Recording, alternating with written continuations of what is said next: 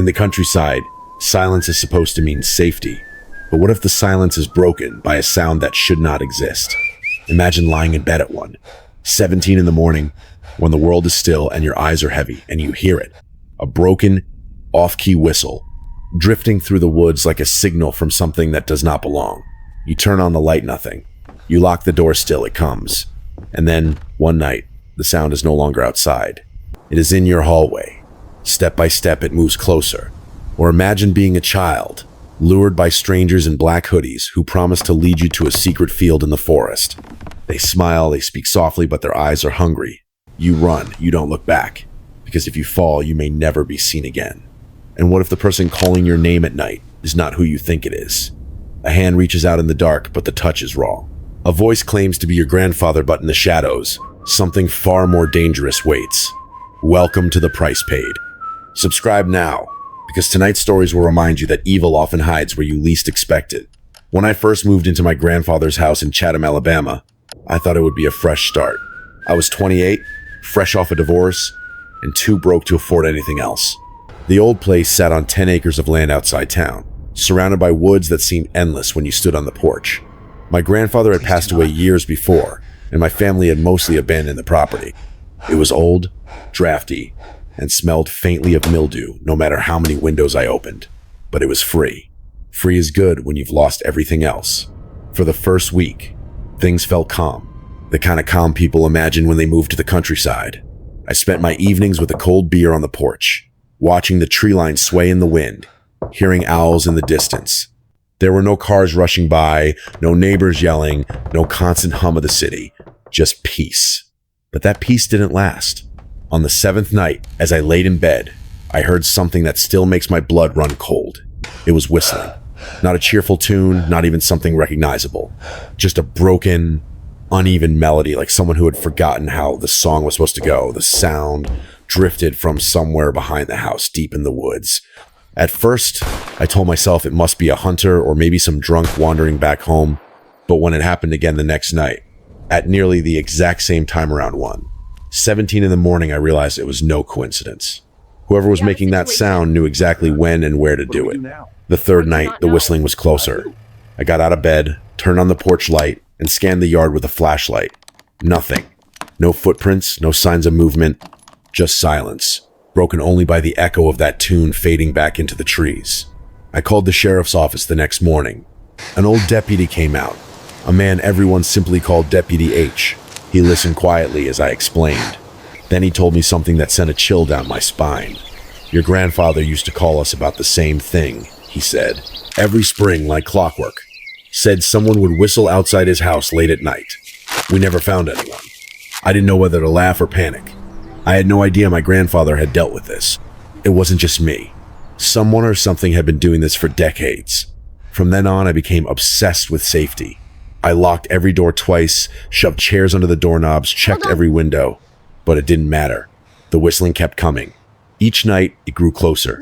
One night, it sounded like it was coming from right outside the shed. Another night, from the porch itself. 3 long whistles, then silence. The night after that, I swear it came from beneath the floorboards, rising through the vents as if someone was crawling in the crawl space below me. Desperate, I went through the attic and found a box of my grandfather's old journals. Page after page described the same thing. The whistling at night, always in the spring, always when he was alone after my grandmother passed. He wrote about sitting up all night with a rifle across his knees, waiting. He wrote about feeling watched, about shadows moving in the trees. He never found out who it was. He just endured it, year after year. That night, I armed myself with my shotgun and sat awake on the couch, every nerve on fire. At exactly 17, the sound began. But this time, it wasn't outside. It came from the hallway. Inside the house, I froze, clutching the shotgun. The lights in the hallway were off, but I could hear the slow progression of the tune, step by step, moving closer. My throat was dry, but I forced myself to shout, "Who's there?" The whistling stopped. I flipped the hallway light empty. No one was there, no footprints, no open doors, nothing. Just silence. For 2 nights, nothing happened. I thought maybe it was finally over. But on the 3rd night, I woke at the same cursed time to a new sound. 3 slow knocks on the back door. A pause. Then the sound of footsteps inside the hallway, floorboards creaking one by one. The light went out. At the end of the hallway, I saw it. A figure, pale face, dressed in black, standing perfectly still, watching me. My hand shook as I raised the shotgun. "Don't move," I shouted, my voice cracked, weak. The figure tilted, as if deciding whether to lunge or flee. Then, in an instant, it bolted toward the front door, heavy steps pounding the wood floor. I chased after, firing blindly into the night, my ears ringing from the blast. The darkness swallowed the figure whole. The next morning, Deputy H returned. The front door was unlocked, though I was sure I had locked it. His face hardened. "Whoever that was had a key," he muttered. "Change your locks, and maybe think about moving." I did exactly that. I changed the locks that very day, then packed my truck and left for my parents' house out of state. We sold the property later, never mentioning the whistling to the buyers. To this day, I don't know who that man was. A neighbor? A drifter? Someone obsessed with my grandfather's house? All I know is this. Every night, around 1:17 a.m., I still wake up in a cold sweat, waiting for that broken tune to start again. Maybe it was just a man playing a cruel game. Or maybe it was something worse, something that never wanted to be seen, only heard. When I was a child, the countryside seemed like the safest place on earth. My parents always told me how lucky I was to grow up in a small village, where everyone knew everyone, where neighbors waved from porches and children could roam without fear. There were fewer than 100 people living there, which meant every car, every face, every dog barking in the street was familiar. We felt like nothing could ever go wrong in such a small, quiet place. But the truth is, evil doesn't need a city to hide in. It can walk right into a sleepy village and wear the face of a stranger who pretends to be friendly. It was summer, unbearably hot, the kind of day where sweat sticks to your back and the ground seems to burn through your shoes. My best friend Julian and I were desperate for something cold. All we wanted was a can of Coca-Cola, but we didn't have enough money between us. As kids do, we thought maybe we could get lucky. That luck came when an old woman who lived at the edge of the village called out to us. She told us she was preparing for her birthday and needed fresh mint leaves for tea. If we filled 2 bags, she would give us enough coins for all the soda we wanted. To our young minds, it felt like the best trade imaginable. We started searching the fields, bending under the weight of the sun, pulling up weeds and hoping they were mint. Hours passed, and we barely managed half a bag. Frustrated and tired, I was ready to give up when 2 figures appeared. At first, I thought they were older teenagers, maybe 17 or 18, but to our 7-year-old eyes, they looked like giants. Both wore black hoodies, hoods up despite the blazing sun, their faces shadowed and unreadable. They were strangers, and in our tiny community, strangers never just appeared out of nowhere. They spoke to us in unnaturally soft voices, almost childish, like they were trying too hard to sound harmless. "Are you kids alone?" one of them asked. Julian stiffened beside me. He had grown up in the village and knew everyone. I could feel his discomfort in the way he squeezed my arm, urging me silently to leave. But I didn't understand the signal. Instead, I answered brightly, telling them we were just looking for mint. One of the strangers crouched down, patting my head like I was some pet. Julian immediately pulled me back, his eyes flashing a warning. He asked them the one question that mattered in our village. "Who are your parents?" Because here, your family name identified you, tied you to generations. If you belonged, everyone knew your bloodline. But these boys avoided the question, shifting the conversation back to us. "I know a big field of mint," the taller one said. He pointed toward the hill on the edge of the village. "We'll take you. You'll fill those bags in no time." That hill was familiar, a place where kids played hide and seek in the forest at dusk. But no one had ever seen mint growing there. Only cornfields and grapevines. Still, my childish brain wanted to believe. I tugged Julian's hand, urging him to come. Against his better judgment, he followed, but I could feel his hand trembling as we walked further away from home. The further we went, the less the village could be seen. My stomach knotted. The men gave vague answers whenever I asked where the mint was, laughing it off, saying, "Just a little further. Be patient." The air grew heavier, the silence between us unsettling. I could feel it. Then something was wrong. Julian leaned close, whispering so quietly I almost missed it. "There's something wrong with these guys. Run." His voice cracked with fear, and before I could react, he yanked me into a sprint. The world blurred. My lungs screamed for air, but I didn't dare slow down. Behind us, I heard the strangers curse, their footsteps crashing through the grass as they gave chase.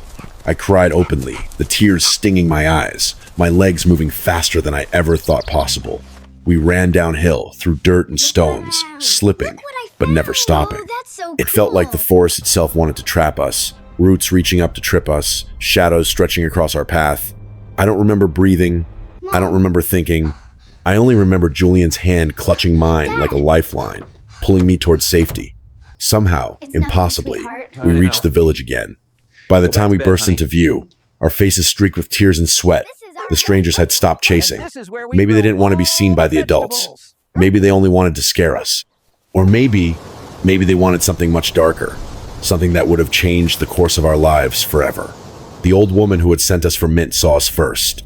She rushed out, pulled us into her house, gave us chocolate to calm us. But when Julian explained what happened, she didn't smile or comfort us. She scolded him, especially for being foolish enough to follow strangers. She said we were lucky to be alive, and she was right. After that day, Julian wasn't allowed to leave the house for weeks. As for me, I couldn't sleep without seeing those hooded figures standing at the edge of the forest, waiting. They never returned, at least not that anyone knew. No one ever discovered who they were or why they were there, but deep down, even as a child, I knew the truth. They weren't there for mint. They weren't there by accident. They were there for us. Now, years later, when I walk through crowded city streets, I sometimes feel a phantom hand on my shoulder, hear a faint laugh that doesn't belong. It's the memory of those two shadows on the hill, the memory of running for my life at 7 years old. And I know with certainty, if Julian hadn't whispered that single word run, I wouldn't be here to tell the story. When I was 7 years old, my parents decided that my brother and I would spend the summer at our grandparents' house in Texas. They both worked long hours, often juggling 2 jobs just to keep food on the table. And the babysitter they had hired for us Michelle deserved a break. Michelle was young, in her early 20s, and we adored her. She wasn't like the grumpy old sitters some kids had. She played with us, laughed with us, and made schoolwork a little less painful. When summer came, my parents told her to take some time off. That meant my brother Cam and I were shipped off to the countryside, where our grandparents lived in a wooden house surrounded by fields and forest. At first, it felt like an adventure. The drive was long and boring, but when we arrived, my grandparents welcomed us warmly. Their house was medium-sized, with a barn nearby, chickens scratching the dirt, cows grazing behind fences, and a loyal dog named Cora, who seemed to sense everything. To city kids like us, it was both exciting and strange. The first night, we had a big dinner, played with the dog, and laughed until our stomachs hurt. It felt safe. It felt like nothing could touch us there. But safety is sometimes an illusion. That very first night, as Cam and I lay in our bunk bed watching cartoons, I woke to the sound of footsteps outside the window. Heavy, deliberate, too steady to be an animal. The blinds hid whatever was out there, but I heard a grunt, then the sound of someone trying to open the window. My heart hammered. I ran to my parents' room whispering in panic. They checked, saw nothing, and brushed it off as a raccoon or deer. They were tired, and I was just a kid after all. The next day passed without trouble. My parents left for home, leaving us in our grandparents' care. Grandpa took us on a tour of the property, showing us the barn, the fences, the animals. I held Cora's leash proudly, but she kept pulling toward the woods. When I finally looked, I saw him. A figure dressed in black, standing half hidden behind a tree, staring. His face was pale, his posture wrong, like he was waiting. By the time I told my grandfather, the man was gone, vanished. Grandpa brushed it off, but I saw the worry flicker in his eyes. That night, I woke again. This time it wasn't footsteps. It was humming. A low, drawn-out hum that followed the tune of the cartoon we'd fallen asleep to. My blood ran cold. Cam, the heavy sleeper, didn't stir. At first, I convinced myself it was Grandpa outside, maybe smoking and humming without realizing. So I called softly, "Grandpa?" The humming stopped. Then came the reply, "Hey, it's Grandpa. Come out here, kid. I want to show you something cool." I don't know why, but I believed it. I put on my shoes and slipped outside. The night air was cool, the stars brighter than I'd ever seen. By the window stood a man in a hoodie, his hand extended. In the dark, he could have passed for my grandfather until I touched his hand. It wasn't the calloused, weathered hand of an old farmer.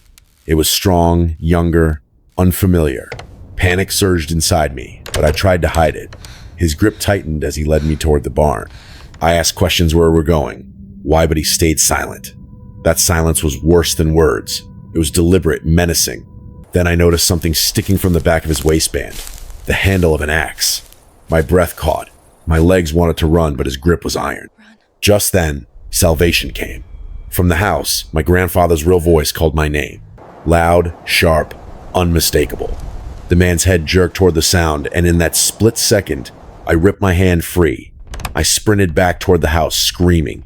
I crashed through the door into my grandfather's arms. My grandmother was already on the phone calling the police. Within minutes, red and blue lights cut through the night, officers swarming the property. They found him hiding in a ditch nearby. He hadn't come empty-handed. In the ditch, they discovered tools stolen from the barn, and most disturbing of all, the axe. The man was no stranger after all. He was Michelle's ex-boyfriend. His name was Dave, though he never spoke it aloud in my family again. He admitted he had been stalking Michelle for months. When she started babysitting us, he must have seen an opportunity. That night, his plan was simple and horrifying. Take me, use me as leverage to force Michelle back into his life. He claimed he never intended to hurt me, that he only wanted her to listen, to give him another chance. But holding a child at night, dragging her toward a barn with an axe tucked into his pants, what else could it have led to? The police took him away. My parents rushed to collect us, shaken and furious. They let Michelle go, not because she had done anything wrong, but because her life had become too tangled with danger. We never saw her again. For years afterward, I couldn't sleep with the window open. I couldn't hear humming without breaking into a sweat. The countryside, once magical, became tainted with fear. Even now, decades later, the memory returns at night when I least expect it. I think about how close I came to disappearing forever, how close my life was to being rewritten by someone else's obsession. And every time I do, I thank the fact that my grandfather woke up that night. If he hadn't, I might not be here telling this story. The countryside has always carried with it a kind of myth. To those who live in the city, the countryside seems like a dream, a place of safety, fresh air, and quiet nights free from the noise of traffic and sirens. Parents imagine their children riding bikes on dirt roads, neighbors sharing crops from their gardens, doors left unlocked without fear. But if the three stories you've just heard reveal anything, it's this. Danger doesn't vanish just because the population is small. In fact, sometimes isolation makes the threat worse. Think about Evan's story. Alone in his grandfather's house, he began hearing the whistling at the exact same time every night. What unsettles us most about his story isn't just the sound, but the pattern. A predator who plays games, who repeats the ritual, who doesn't rush. Whoever it was had patience. Patience is terrifying because it means intention. Evan's grandfather heard the same thing for years, which means the stalker wasn't after just one man. He was tied to the property, to the house itself. That's not just haunting, it's obsessive. Evan eventually left, but the unanswered question remains. Was it a person with a key, or something that could never be caught? Then there is the tale of two children on a blistering summer day, lured by the promise of soda and tricked by the illusion of friendliness. The men who approached them weren't clumsy or aggressive. They were calculated, speaking softly, bending their words to sound safe. The danger wasn't a shadow in the woods or a monster from folklore. It was two ordinary-looking young men, dressed in black, waiting for the perfect opportunity to separate children from the safety of their village. What would have happened if Julian hadn't recognized the red flags, if he hadn't whispered the single word that saved them both? That's the kind of question that gnaws at you years later, when you lie awake wondering how thin the line between survival and tragedy really is. And finally, the story of the ex-boyfriend. His obsession with Michelle led him down a path of stalking, trespassing, and nearly committing an unthinkable crime. He wasn't a stranger to violence. He came prepared, carrying an axe, breaking locks, creeping beneath the cover of night. What makes his story terrifying is how ordinary the connection was. He wasn't a nameless drifter. He was tied to someone the family trusted. Evil entered the home not from the outside, but through a relationship they thought was safe. That's the kind of betrayal that lingers long after the arrest, long after the summer is over. 3 stories, 3 different places, but one lesson. The countryside is not immune to darkness. In fact, it may invite it. The silence that feels peaceful by day becomes suffocating at night. The wide open spaces become stretches of land where no one can hear you scream. The small population means fewer eyes to notice when something feels wrong, fewer patrol cars to respond when you call for help, fewer neighbors close enough to intervene. Isolation is not protection, it is opportunity for those who seek to harm. Psychologists who study criminal behavior often point out that predators prefer patterns. They like consistency because it gives them control. Evan's stalker whistled at the same time every night, building fear like a ritual. The strangers with the hoodies found children in the heat of day when exhaustion lowered their guard. The ex-boyfriend waited until the family was asleep, then mimicked the voice of someone the child trusted most. Each one used routine, either in themselves or their victims, as a weapon. That is what makes these stories believable and horrifying. But beyond the patterns, there's the question of vulnerability. Children in small villages are taught that everyone is safe, that no harm will come from wandering familiar roads. Evan trusted his grandfather's house, a place meant to hold family memories, only to find it violated by something unseen. The little girl trusted the sound of her grandfather's voice, only to discover it was a mask for a stranger's intentions. Vulnerability is universal, but in the countryside, it is amplified by the lack of witnesses. The countryside horror isn't about ghosts or demons, though those tales exist in folklore. It's about the human shadows who thrive in spaces where help is far away.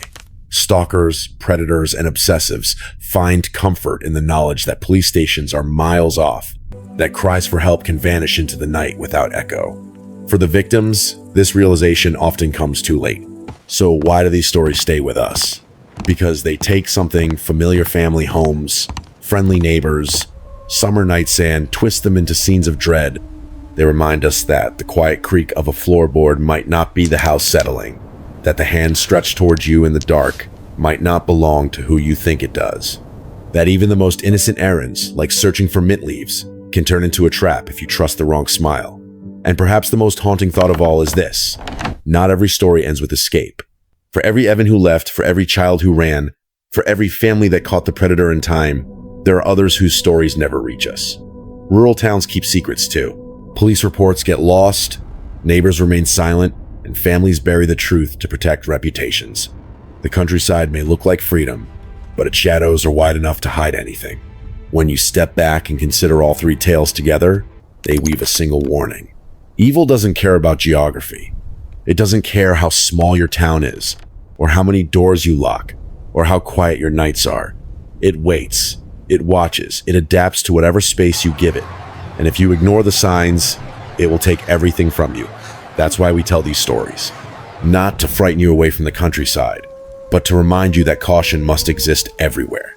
Listen when the night is too quiet. Question when a stranger seems too friendly. Trust the instincts that tell you something is wrong. Because in the end, what saves you might not be the locked door, or the police, or even your family. It might be that one decision, that one whispered word, that one moment when you choose to run instead of stay. The countryside is not what it seems. Beneath the stars, beneath the silence, something waits. And once you've lived through it, you will never hear the night the same way again. The three stories you have just heard share a chilling truth. Danger does not always come from where you expect it.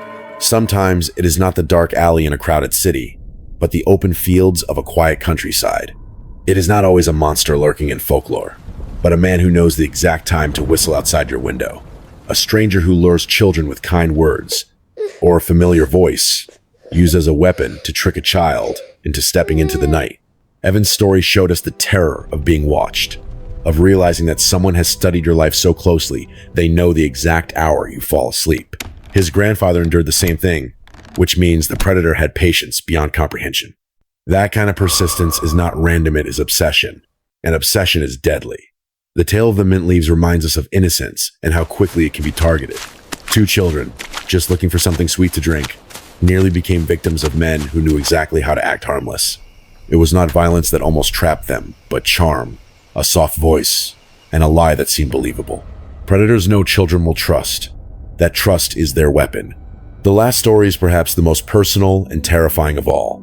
A child who thought she was holding her grandfather's hand discovered too late that it belonged to someone else. The man had a plan, a weapon, and an obsession tied to someone the family trusted. This is what makes the countryside dangerous: the illusion that everyone is safe because everyone is known. But strangers arrive, obsessions grow, and when help is miles away, the difference between survival and tragedy comes down to one decision in the dark. So, what do we learn from these stories? First, trust your instincts. If something feels wrong, it probably is. Evan's fear of the whistling was justified. Julian's suspicion of the strangers saved 2 lives. The little girl's realization that her grandfather's hand was not his own allowed her to escape. Instincts are not weakness, they are survival. Second, never assume safety just because of geography. The countryside may be beautiful, but its silence is not protection. Lock your doors. Question the unusual. Teach your children that not every smile deserves trust. In places where police may take longer to arrive, vigilance becomes your first defense. And third, share the stories. Silence allows predators to thrive. Evan never knew his grandfather endured the same torment. The villagers never discovered who the hooded men were. Only by speaking about these experiences can communities stay alert and protect one another. These 3 stories are not meant to rob you of peace, but to open your eyes. Because the truth is, evil does not care if you live in a city apartment or a farmhouse at the end of a dirt road. It waits where it knows you are most vulnerable. So stay alert, stay cautious, and remember, survival is often a matter of listening to the warning signs before it is too late. And if you want more true horror stories that remind us of the price we pay when we ignore those signs, subscribe now to The Price Paid. Darkness is everywhere, but here you will never face it alone.